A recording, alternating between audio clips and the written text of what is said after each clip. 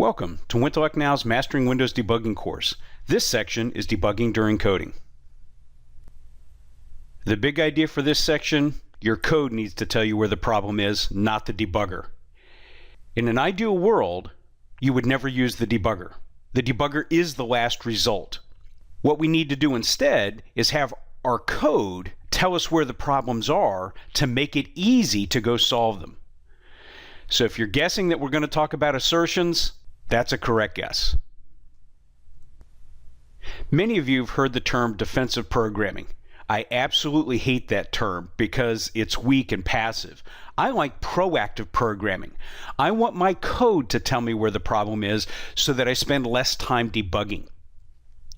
I also need to mention here, you and I are the ones putting the bugs in the code.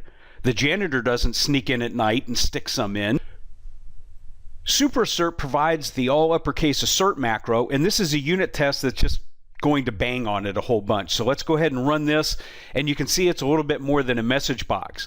And just to show you some of the stuff that you're seeing here, you can see the cool message string there. That's that using the string instead of the assert false or something like that. But you can see super assert will tell you the module, the DLL or the exe where the assertion came from, the source file, the function, and the line it came from. What was the result of the last error value? This is kind of important when you're doing COM.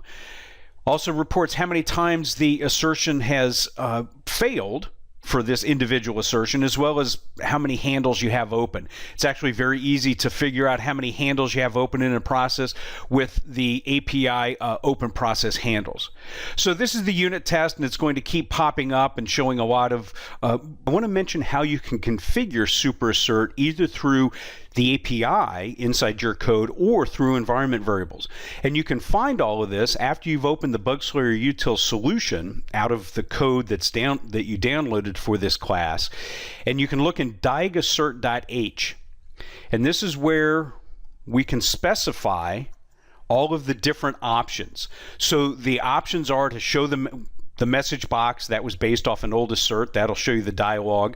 You can show it through output debug string, show the stack trace, show it to the event log, and also do not suspend threads.